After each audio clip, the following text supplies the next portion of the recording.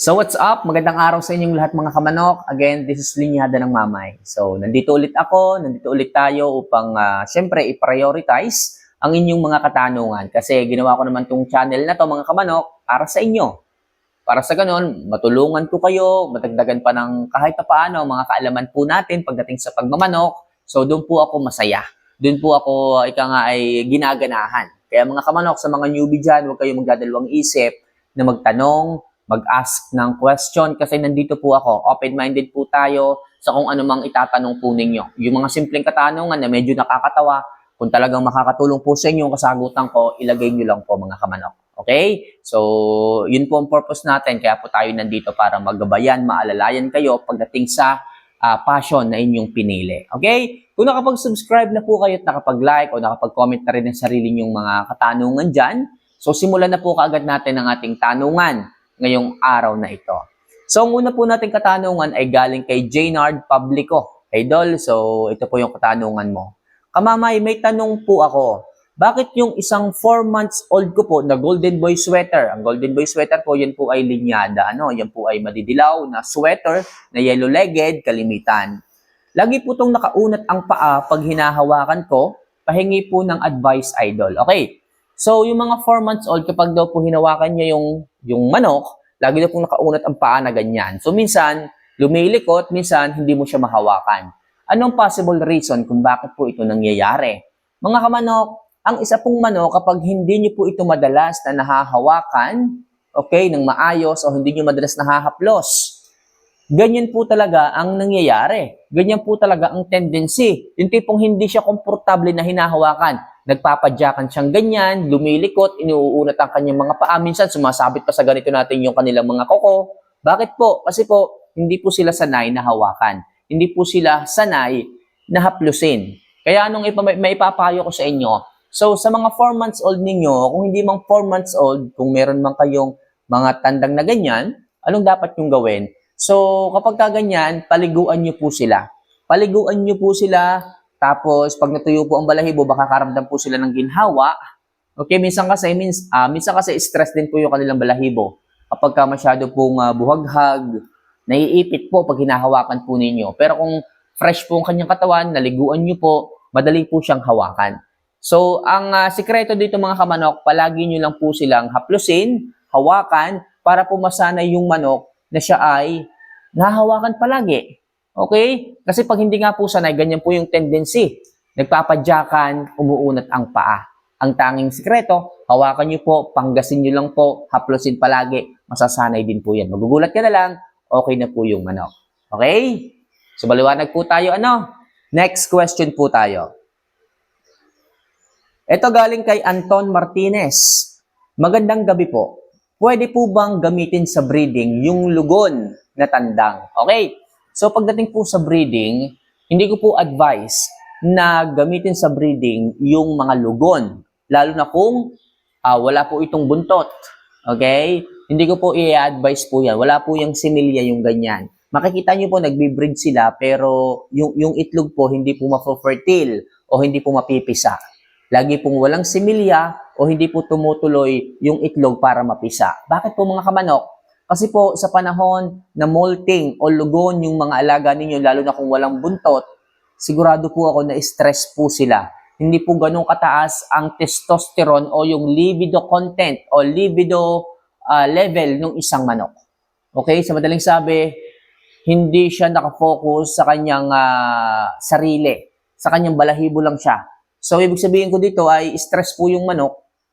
Wala po yung gaanong sapat na testosterone o yung libido ng manok sa kanyang sistema. Kung kahit mag-breed siya, hindi po ganun kataas yung fertility. Mababa po yung sabihin natin sperm count nung tandang kung kaya't hindi po ma-fertile yung itlog.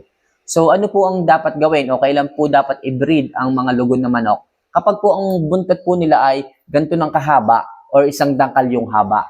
Yan po ang pinakamagandang breeding time para sa kanila. Kung naiinip po kayo, hintayin nyo lang po ang isang dangkal na buntot o ganyang kahabang buntot ng inyong mga alaga.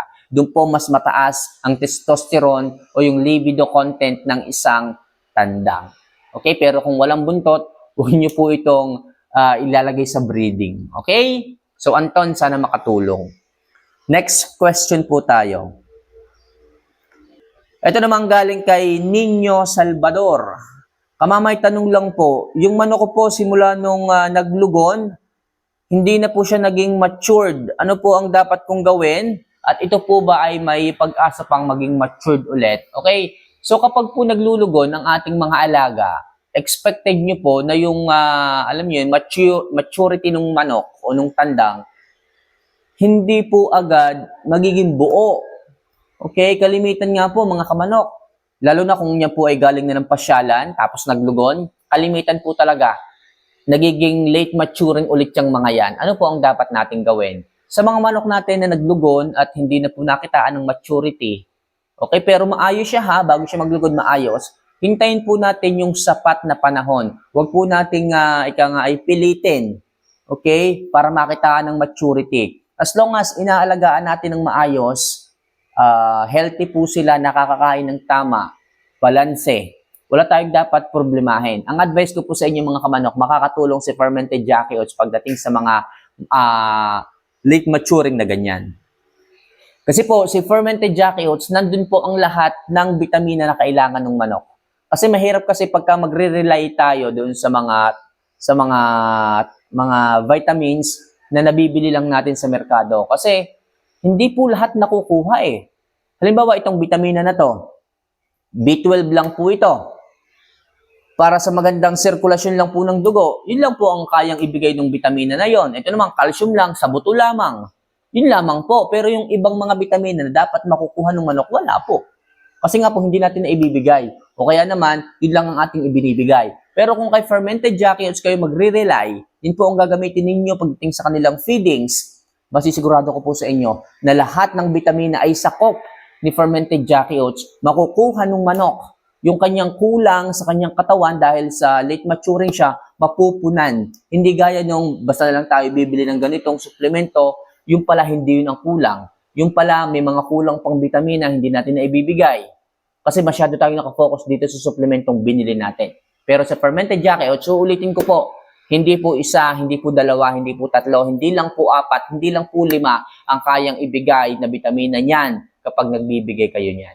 Kaya hanggat maaari sa mga late maturing, huwag kayong mainip. Sa mga naglugon dyan at hindi na bumalik yung dating maturity, huwag kayong mainip. Okay? Hanggang yung mga balahibo niyan hindi pa sundo, huwag kayong mainip. Huwag nyo rin pong pipilitin. Okay? So as long as naibibigay nyo po ang proper tender love and care, naibibigay nyo ang maayos na pagkain, wala kayong dapat ikainip. Okay? So ganun lang po. Alagaan nyo ng maayos, huwag po kayong maiinip. Alright? So, next question tayo.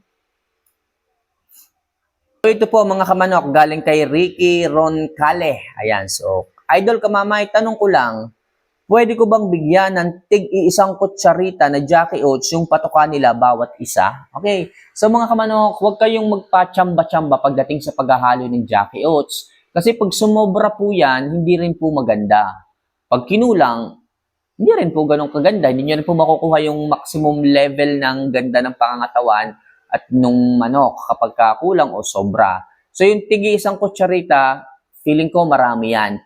To be sure na tama ang measurement po ninyo ng fermented Jackie Oats, sa 35 grams po ng pagkain, mga kamanok, tandaan. Sa 35 grams ng pagkain ng manok, magbigay po kayo ng 20 pieces o 20 butil. Sa ngayon, medyo nakakatawang isipin kasi magbibilang talaga kayo. Pero sa araw-araw niyong pagbibilang, siguro mga 2 to 3 days, ilagay niyo po sa lalagyan kung gaano karami yung 20 pieces, ganun po makikita niyo o matatansya niyo kung gaano karami talaga ng sandok ng fermented Jackie Oats para doon sa isang manok na yon.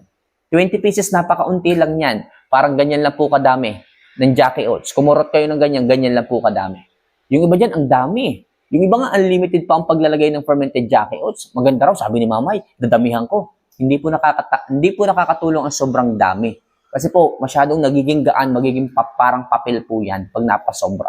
Okay? Kaya kung ako sa inyo mga kamamay, alamin niyo po yung daming measurement, dapat 10% lamang po ang dami para hindi po kayo naliligaw. Para po maganda ang katawan, para din po hindi masyadong aksayado sa fermented Jackie Oats na gagamitin po ninyo. Okay? So sana mga kamanok, maliwanag po tayo dito sa ating usapan and sana nabigyan ko po ng solusyon, sagot ang inyong mga itinatanong sa akin. Siyempre ikaw, kung kinapos mo yung video na to, ibig sabihin, nakatulong sa iyo to at gusto mo yung paraan and way ng pag-deliver ko ng information tungkol sa pagmamanok, huwag niyo naman po sana kalimutan din na ilagay sa baba ang katanungan mo at sa susunod na video bukas, mapapag-usapan din natin yan. Okay? So hanggang dito na lang muna mga kamanok ang ating usapan and hopefully nakatulong and see you for our next vlog. Mahal ko po kayo. Paalam.